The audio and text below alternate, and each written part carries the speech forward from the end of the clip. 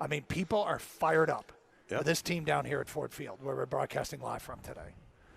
People are fired up. And we kind of were in uncharted territory. Not completely, but it's been a long time since we did a show at the NFL trade deadline where we were talking about trying to add the final piece. I mean, we weren't talking about trying to add we have talked about getting players that would help. We were talking about adding the final piece. It's been a long time since we've had a team to root on that was looking to add that piece at a trade deadline. I mean, for the Lions, we haven't seen this, and obviously this is the first time in a long time. You know, Pistons haven't been relevant, but they made a big splash when they acquired Blake Griffin years ago. But, I mean, a move to put them over the top, that wasn't the move to put them over the top, nor did anybody think it was. The Red Wings, I mean, you have to go back to when they were competing for Stanley Cup, so it's been a long time. You know, it's been 15 years since they won the Stanley Cup, and they were competitive to win one maybe in 2010-ish, somewhere around there. So it's been a while. And the Tigers had made moves, but it's been a long time since they made one at the trade deadline to try to put themselves over the top. It's a good point by you. We were thirsty as a sports community to have a conversation like this. We've had them.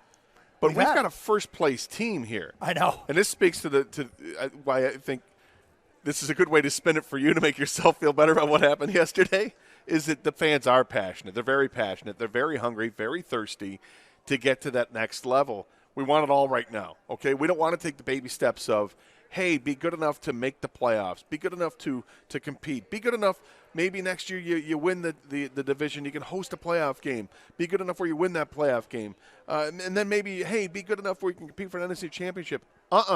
This is the NFL. Things can turn around quickly. This is the third year of this regime, and they're in position to win the division, host a playoff game, compete for the number one seed in the NFC, and yes, be a Super Bowl contending team.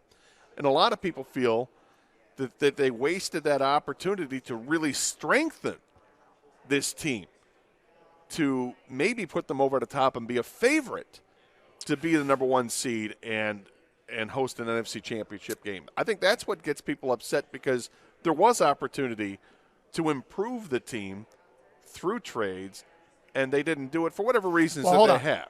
In the eyes of that fan that picked up the phone and called us, yes. I think in the eyes of Brad Holmes and the people that run the Lions, they didn't have that opportunity to improve the team. That those doors may have been shut. At a price that they were willing to pay. Like, they could have given up 4 first-round picks and gotten Chase Young. Right.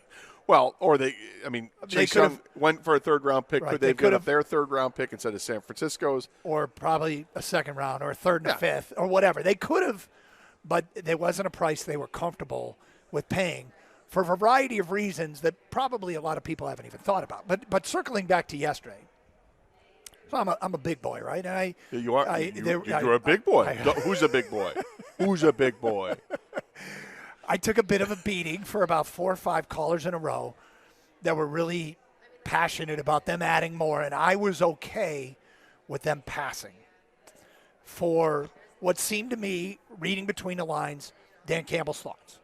Dan Campbell basically said, look, you read a lot of stuff about players that are available, and those guys, when you start getting into the weeds, they're not available. You read stuff about players that people want that don't make sense for our team, or for a variety of reasons we're not interested in. And you start thinking, okay, so the things that they valued that helped them to build this to where it is today, they weren't checking the boxes. When you get 48 hours away from the trade deadline and you start to see maybe a little more clarity, or you can understand one side or the other a little bit better, I agree with you. I mean, to me it seems like, okay, they passed on both of these players from Washington. Did they pass on them because the price was too high, or in their eyes, or did they pass on them because they just didn't like the players? And when you see Chase Young go for a third-round pick, that doesn't seem like too high of a price to pay for the former number 1 overall pick.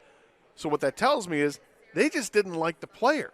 And if you can accept that and understand that this team is built a certain way, it's built the way that Brad Holmes and Dan Campbell want to build it, and if those players didn't fit what they wanted, sorry, everybody else seems to think that this was easy, but you kind of have to defer to the way that these guys have, orchestrated this whole thing. I mean, they're the architects, and if you're trying to bring in this design from out of the blue that they don't agree with it, I'm sorry, it doesn't go with what we've built here. We've got the arches in place, and the squaring off on a 90-degree angle doesn't make sense. We have arches.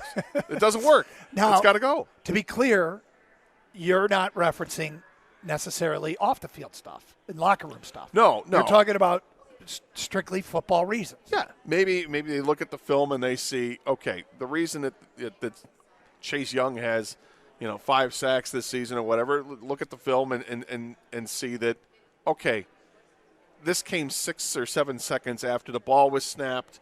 These came late in the game when it didn't matter. It was a coverage sack. Yeah, there's a lot to look at, and we talked yesterday about Amani Oruwariye of what some of his interceptions looked like when the number looks inflated. When you really look at it, okay. What's interesting to me is maybe and what I'd love to know is did they try to add to this team and the door was just shut? Like, did they call Carolina?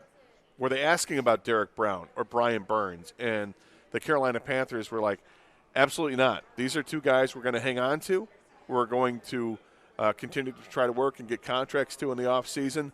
Or if the price was, you want Brian Burns, you're going to have to start with 2 first-round picks because we need them. And if you're not willing to give up 2 first-round picks, then stop calling. And they're like, okay, well, that's too steep of a price to pay.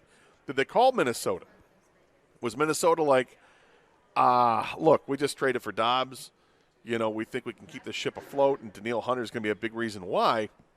If we go with Danielle Hunter, that's our number 1 player on defense. He's got like 20 tackles for loss when you factor in the sack total and the TFLs.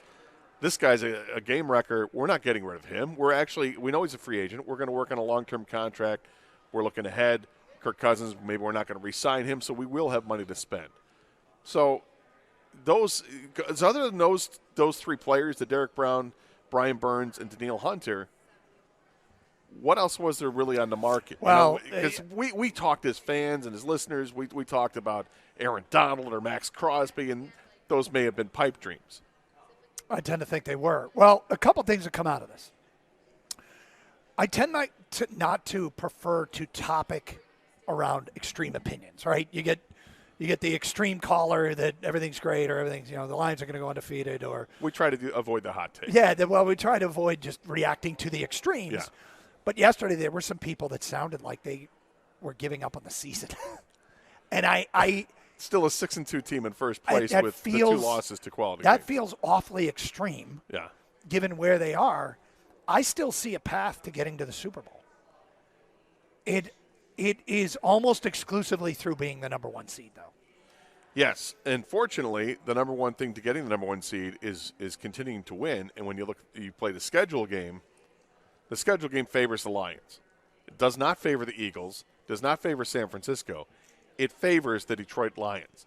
So if they can stay relatively injury-free and they're getting guys back after the bye week, and in weeks to come after that, looks like they'll get some other players back, maybe, just maybe, the best thing you did was just hold off.